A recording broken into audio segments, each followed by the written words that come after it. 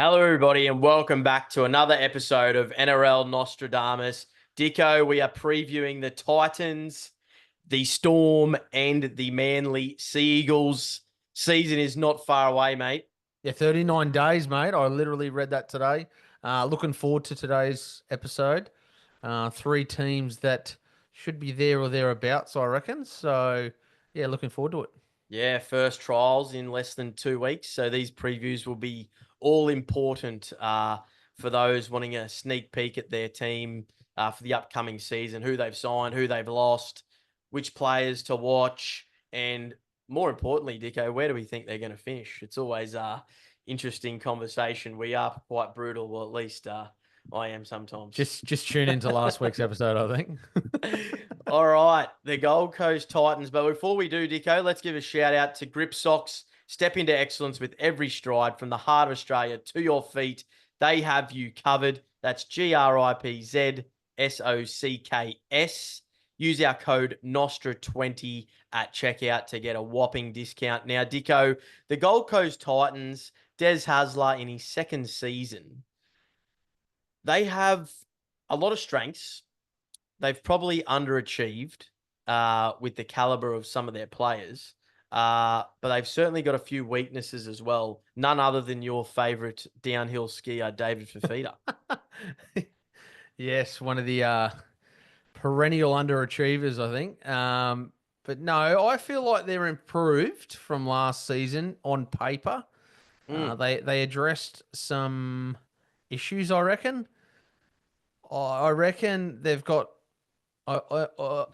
Conversely, I reckon they've got some issues in where to fit some really good players. Like I don't know, they've probably got too many good players in that Yeah, they play. got a bit of depth this year. Yeah, and they're really good players play the same position. So I'm talking, Brimson and Keanu Kinney and Jaden Campbell. These guys, where are they going to fit them? Because if they want to go anywhere, all three of them have to play. I would Of have thought. course, yeah. And they've got Carter Gordon now, who's been upgraded this year to the NRL contract, who's come over from rugby union. They've still got Kieran Forum there with a bit of experience. Yeah. So I don't know which way they're going to go, mate. But let's talk about some of the losses that the Titans have had. Uh, Look, not major losses. Aaron Clark goes across to the Warriors. He added a little bit of depth for the side. Tanner Boyd to the Warriors. Keenan Palacia to Leeds Rhinos and Aaron Shook to the Seagulls. Now, as we know, that they're not major losses to the side, but in terms of their gains, probably the biggest note, Regan Campbell-Gillard. What does he add to the Titans? Well, he's an alpha, really. I thought he single-handedly sort of led Parramatta last season especially when they had all those injuries. Him and Gutherson, I thought, were their standouts. I remember watching a game Parramatta played Brisbane, and he just belted everyone, pretty much that ran at him. So I felt like they missed, obviously, with Tino out for last season. They missed an alpha forward. They've Yes. got now two of them with Tino coming back. Yep. Mo Fotuaika is now an Origin player, so Yep. definitely in the front row, there's great depth there. Yeah, Which is Jamin Jolliffe got a bit of time. Jamie Jolliffe. I really like him. Really good player. I think you need one of him. He falls into that real workman-like category. But yeah, I mean, I feel like their forwards on potential Mm. can be one of the best forwards packs in the competition. If you look at Yep. it, if you really deep dive and look at what they can produce, those forwards, you got three, four internationals in that, and three or four Origin players. So Yeah. they can definitely. I feel like this season is their season to move. They've got to finish in the eight. The Titans almost become irrelevant if they don't Yeah. this year because Well, yeah. well, we talk about teams, when we're doing analysis and, how we judge, not just us. I mean, everyone, that sort of is a critic of NRL or just a passionate fan in general, always talking about how good's their spine and how good's their forward pack. That's normally where the game's sort of won or Yeah, I lost agree. most weeks. Now, if you look at the Titans, mate, their spine is pretty good. Yeah, apart from I mean, it lacking a matches up hooker. to most. Yeah, yeah, I agree. Yeah. Shout out to Brandon Smith. Maybe go to the Titans. Add a little bit of value there. I'm not sure whether his personality is that's going to be a benefit or detriment, but we'll see. But yeah, look, their their forward pack is pretty strong. With the addition of Regan Campbell Gillard. You know, you add in there Bo for more, who's in, almost career best form. If David Fafita hits his straps, all of a sudden, they're elite. Keanu Keeney's come of age, made it to the Golden Boot nominees. Jaden Campbell, absolutely on fire. He's probably going to play halfback this year from all reports. And Brimson plays six. Kieran Form's probably going to miss out and be depth coverage from the current reports. And to go with that, just having a look at their draw now, we have run through, every single team's draw and what it looks like. I guess their turnaround time between games and their travel summary is pretty consistent. Okay. It's not that exciting. Like Yeah, it's very on par with the just average. the average. So Yeah. nothing too exciting to report there. What I think is most intriguing is, well, one, they don't have any Thursday night games, which is no surprise, but the teams they played twice might be the softest in the comp.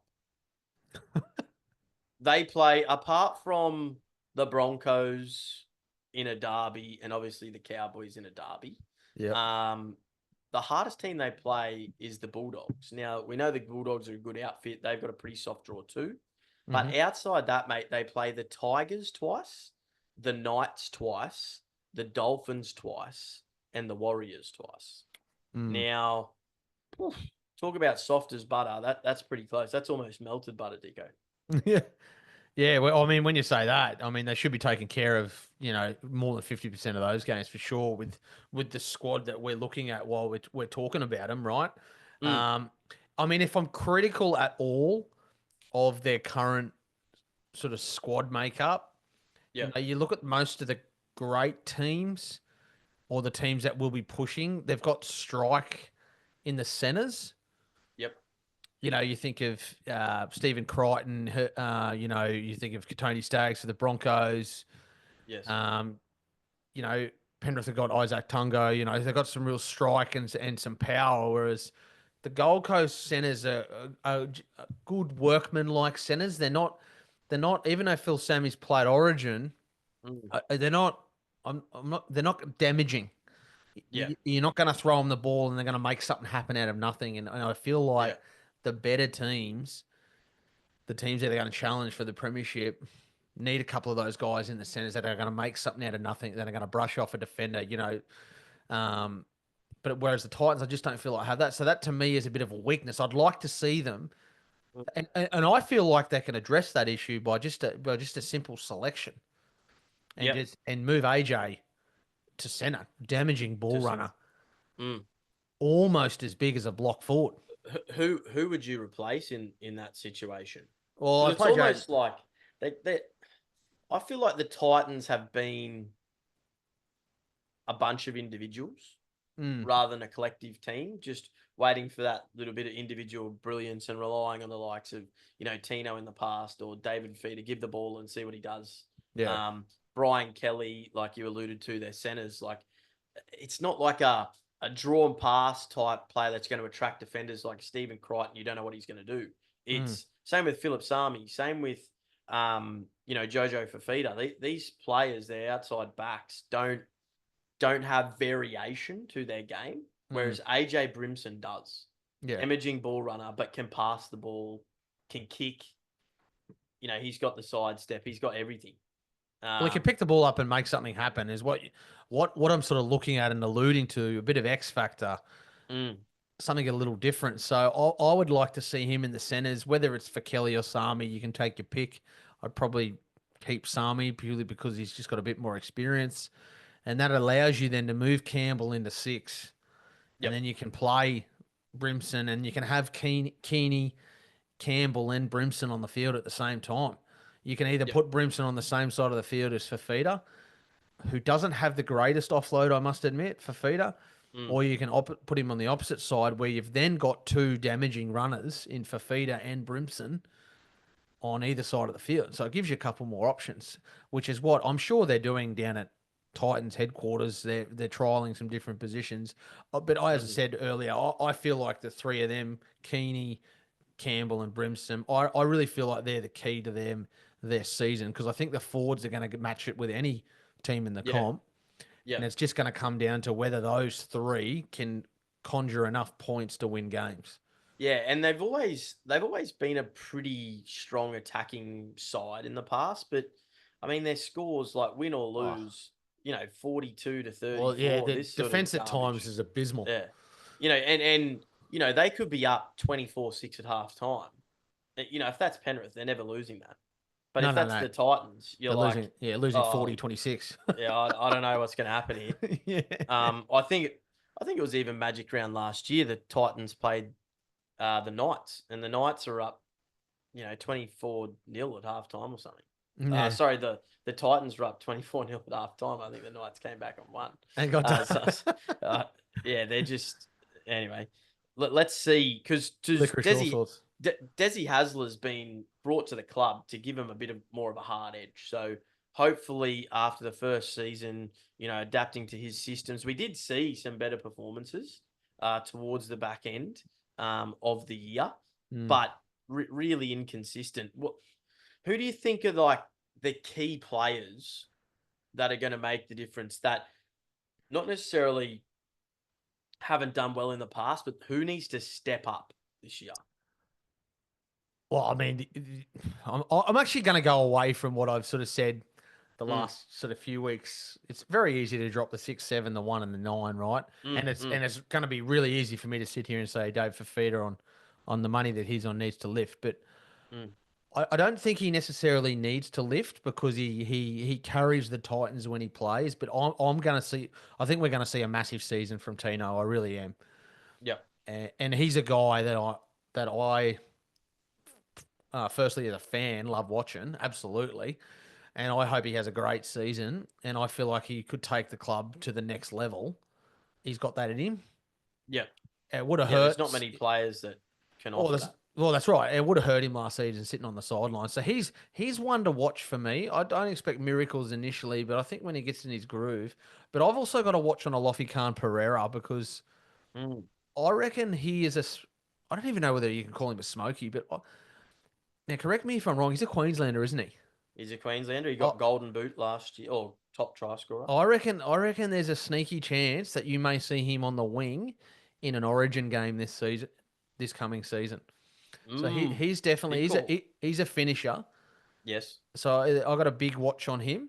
he's rapid. Yeah, yeah. So I got a watch on him and a watch on Tino. I reckon those two will definitely lift. Yeah, yeah. Well, mine's slightly more obvious, I guess. It's where their money is really. Mm. Um, AJ Brimson has been. Look, we know what he's capable of, and he's had some injuries, but I feel like even when he's been fit, he's probably had. You can count on one hand the amount of good games in the last sort of 3 years. But you could also probably count on one hand the amount of games he's played. Well, yeah, all being fully fit. So So, I guess, and again, like it's up to him to get his body right mm. and fully fit. And when it's fully fit, he needs to take charge. And it's him, it's Regan Campbell Gillard, it's Tino, and it's David Feeder. They occupy about $3.5 million, Nelly, of the salary cap. Well, they're Origin players, mate. They should be. So This is what they should be doing. This is what they're getting paid to do, as you said. So this is time for them now to step up. Well, we yeah, harp on it literally every time we talk about the Titans, you and I. We yeah, harp on particular players. yeah. We want them to do well.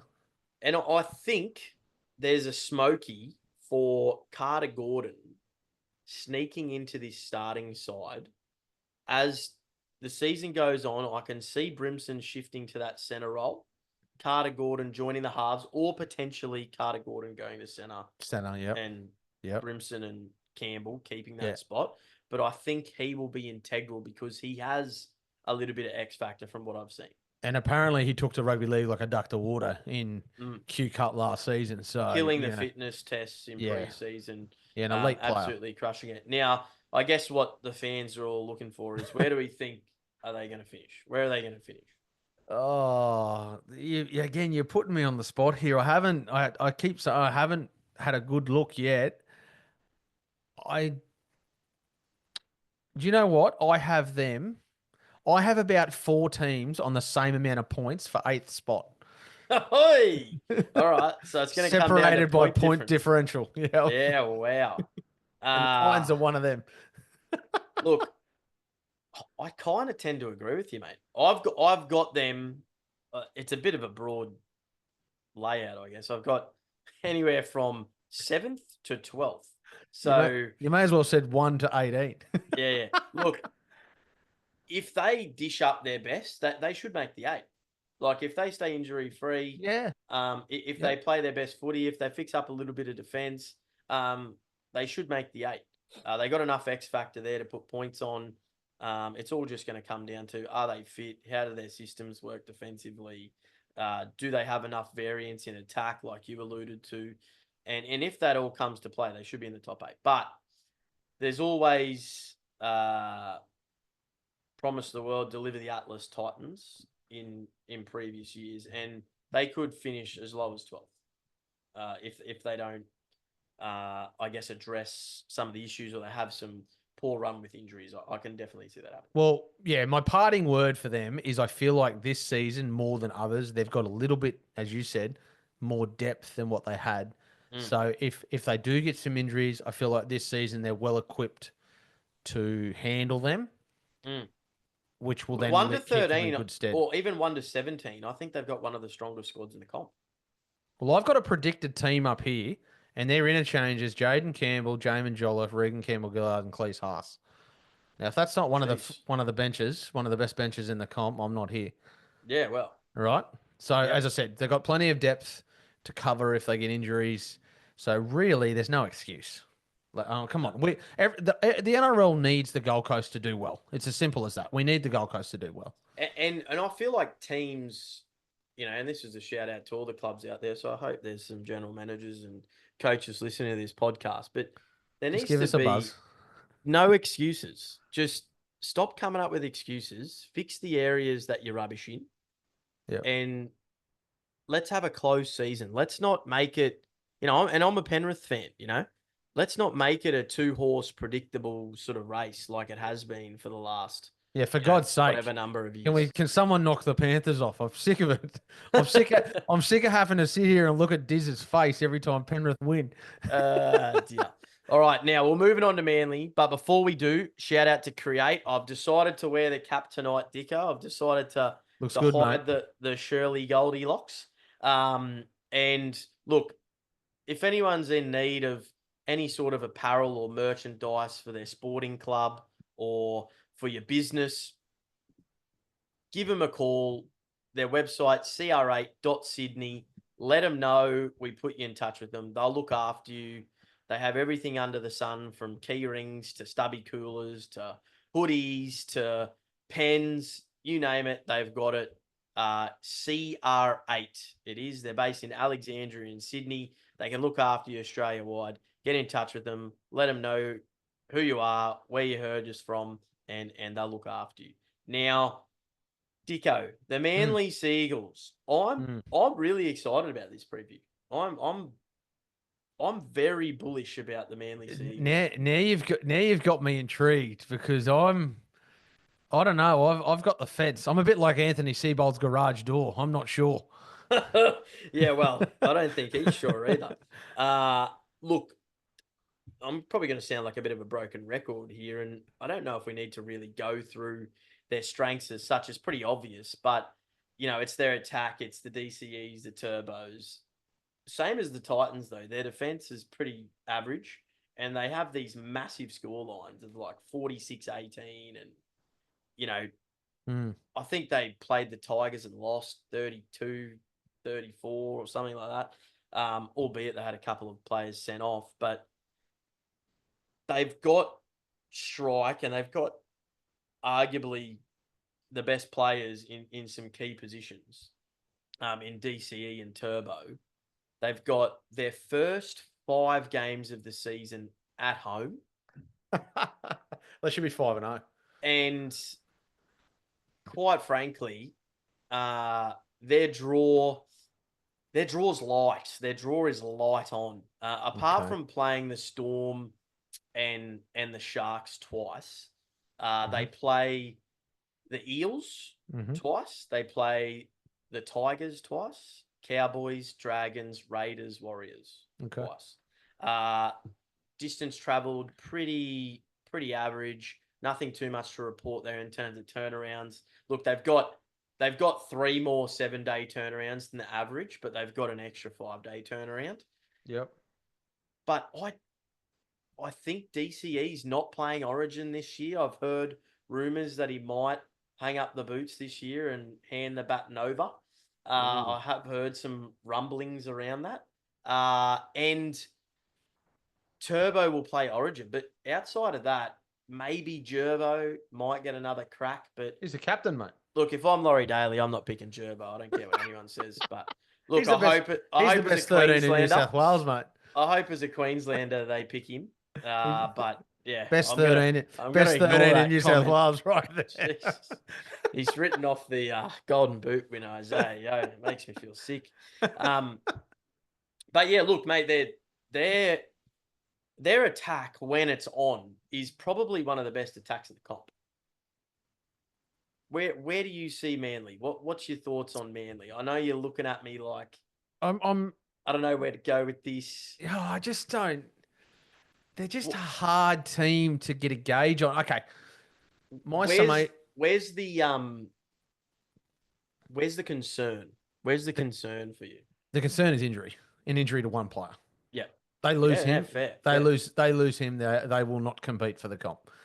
Yep. But this is mate, why if Turbo doesn't play, they don't make the 8. This is why they're an asterisk. Is because if he does play, like with the team I'm looking at now, I'm looking at their team on a screen in front of me. So their 1-17 can challenge for a comp. Yep. Provided he's fit. Yep. All right. If he's not, you can put a line through him. Okay. So and I mean that's the most obvious comment that anyone in the NRL circles is going to say. Manly's success revolves around Tom Trbojevic. I think a positive for them will be if DCE does hang up the Origin boots because they'll get him through that period because I don't like the look of the depth in the halves at all. Yeah, well, they do have Joey Walsh, who's a sort of a no-namer.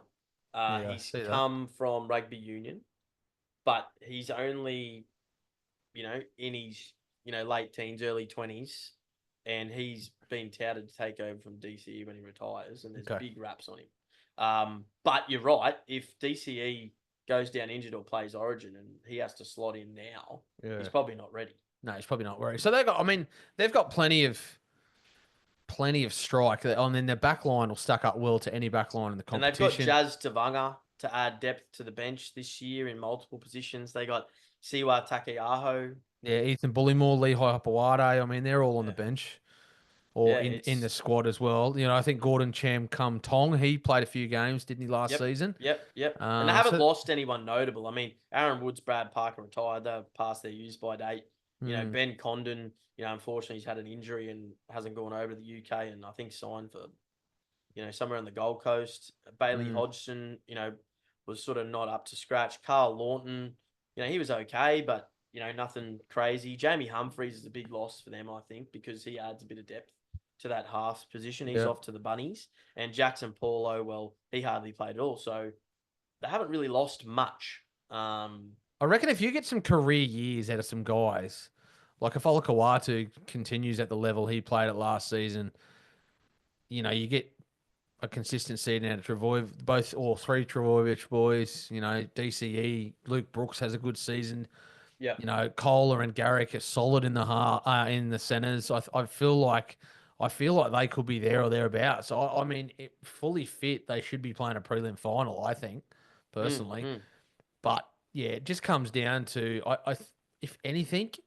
I mean, if I'm the Josh Aloiai playing if he plays front row. I don't know whether I like that personally, but Yep. he'll give you all heart. But yeah, I can't As really. in, you think he should play lock or? No, I feel like he's probably a bench player now, Yeah, yeah. providing I think he's more of an impact player than an actual starter. Like I feel like they could get someone else, maybe like a Nathan Brown, just to whack a few blokes Well, for 20 minutes, you know. that's the think the area where they're. I wouldn't say they're weak, but their forwards are like all pretty average.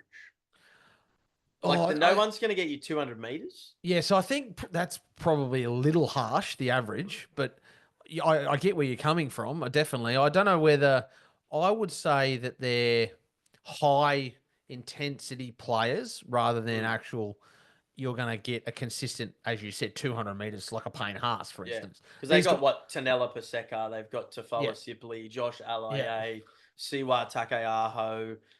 You know, they're all.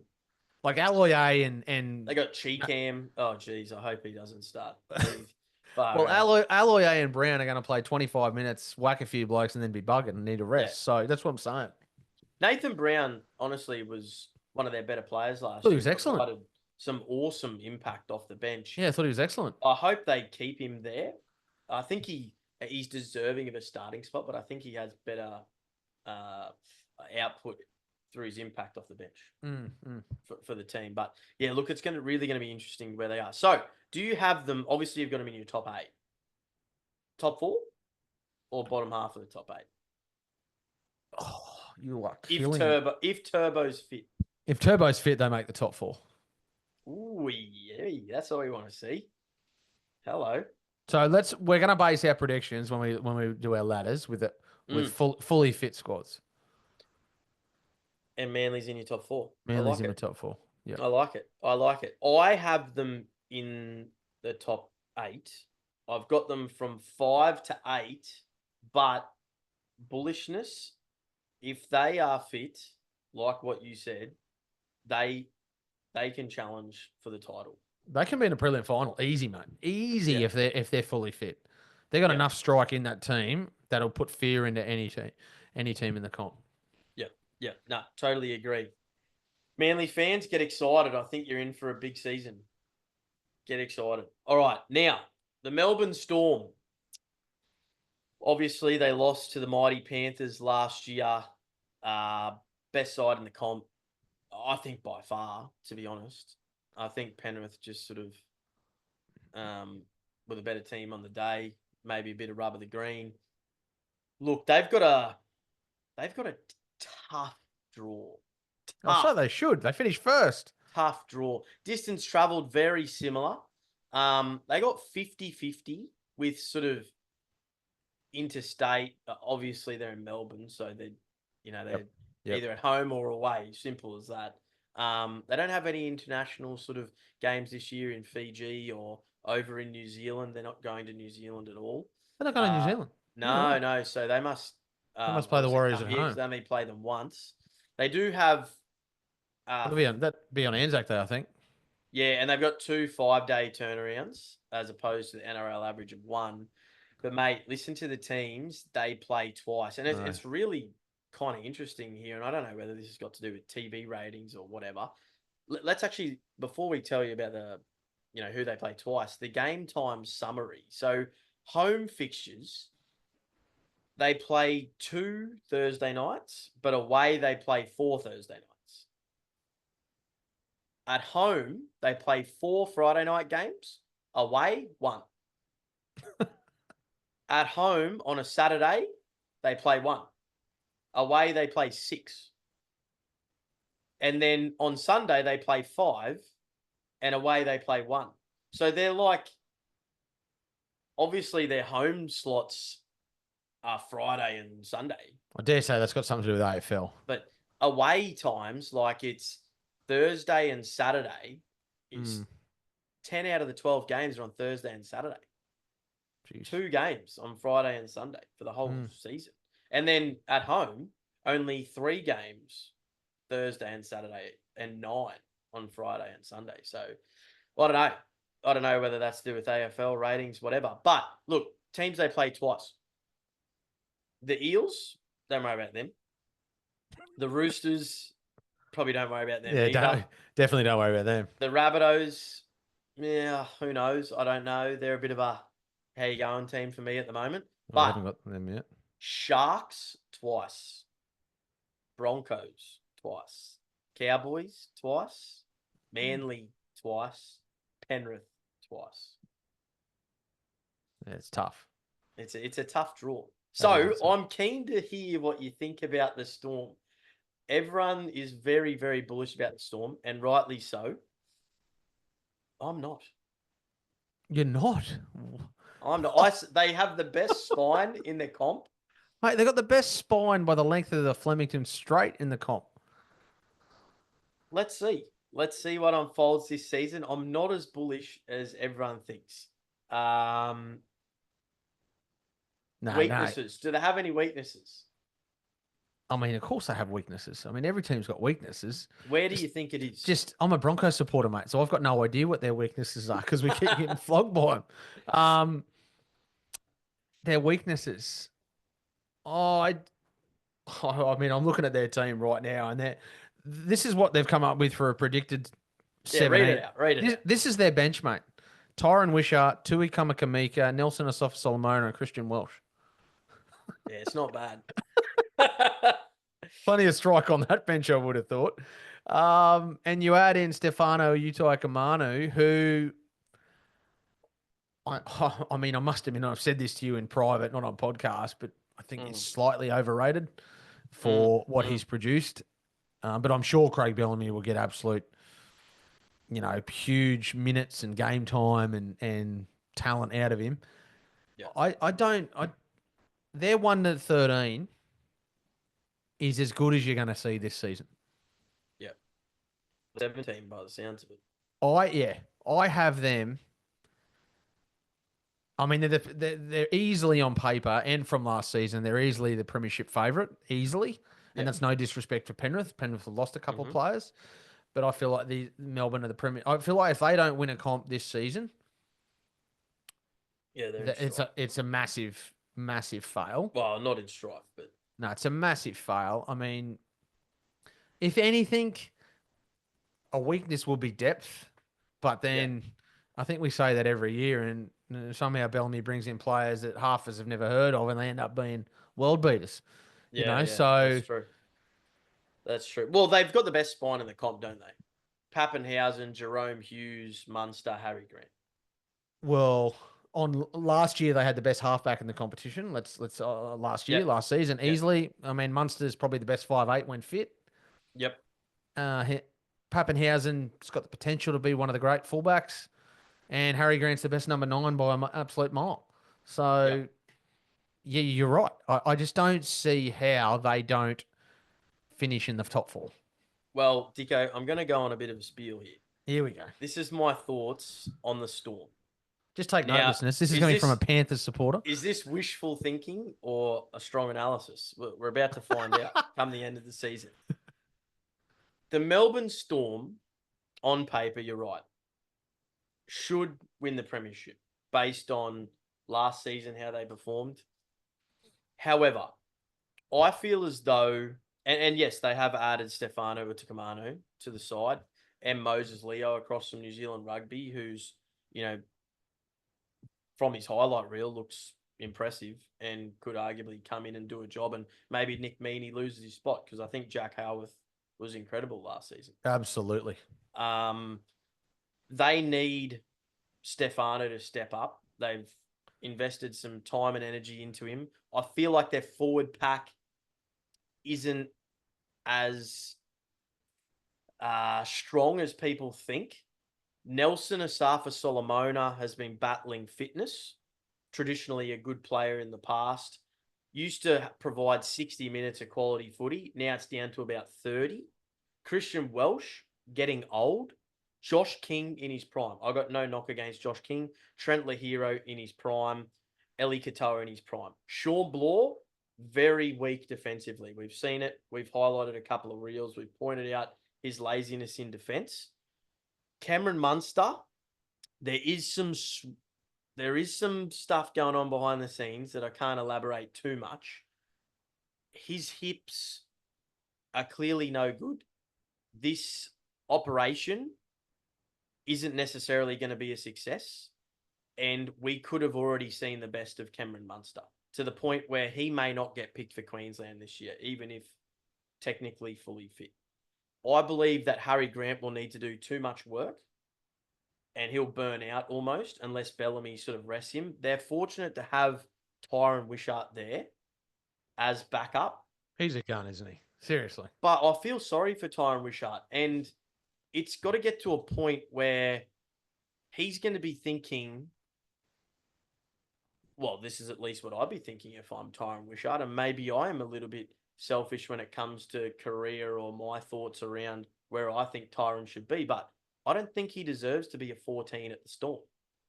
He should be either a starting 6, 7, or 9. Yeah, but didn't at he have the another club. opportunity? Didn't he have the opportunity? Well, he did, and he's chosen to stay at the Storm, which is interesting. Or maybe, I don't know, he can't be on too much coin with, the players that the Storm have got. I feel as though Jerome Hughes can't get any better. I feel like it's only downhill from here. He's getting older. He probably had his peak season last year. I just can't see him replicating that again. That's just my opinion. I think we'll see the Storm not finish in the top 4. Oh, boom, boom.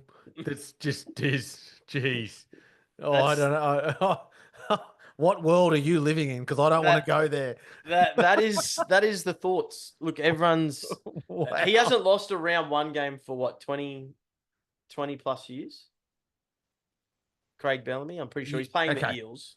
He's going to win that. So you don't have him in the 4. So okay, right. So, but you've got him in the 8, yeah? I've got him in the 8, the bottom half of the 8. God, I can't wait to see your top 4. They've got the Sharks, the Broncos, the Panthers, and the Sea Eagles twice. Look, I don't know. I think they're out of the 4. They're gonna win 85% of their matches at home, at least. You would assume so, based on paper. That I'm just going out on a whim here, create a bit of controversy.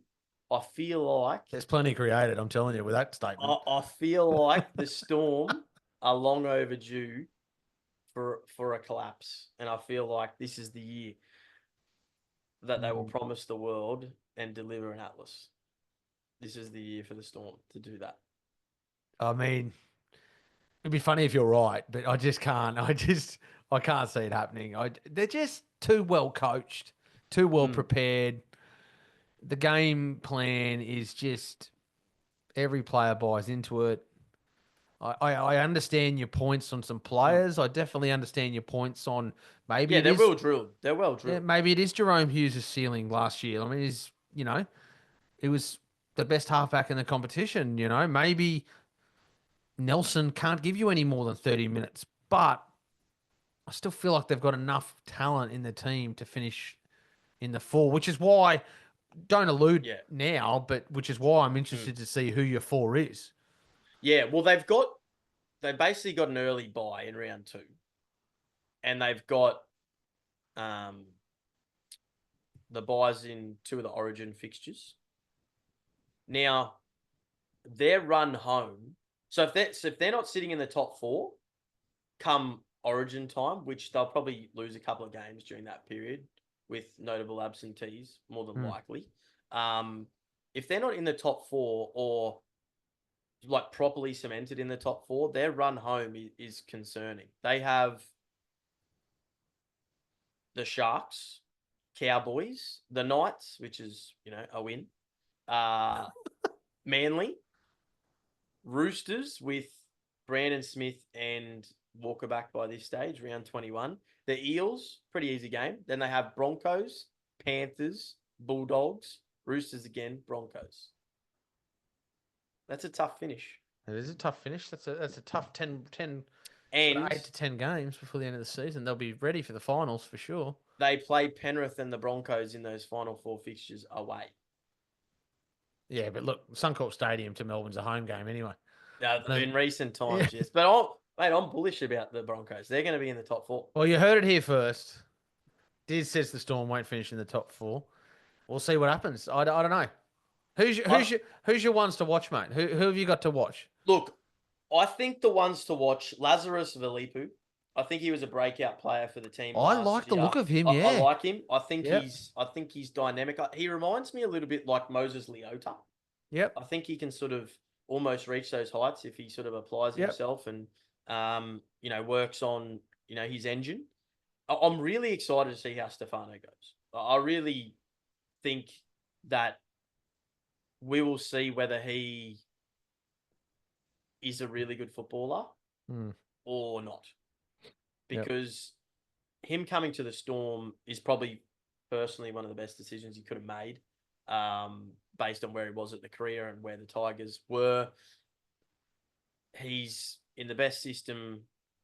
I think it's better than Penrith, to be honest with you, in terms of players going to that club and actually growing as a player. I think Penrith's better in terms of like fitting into a culture and a style of football.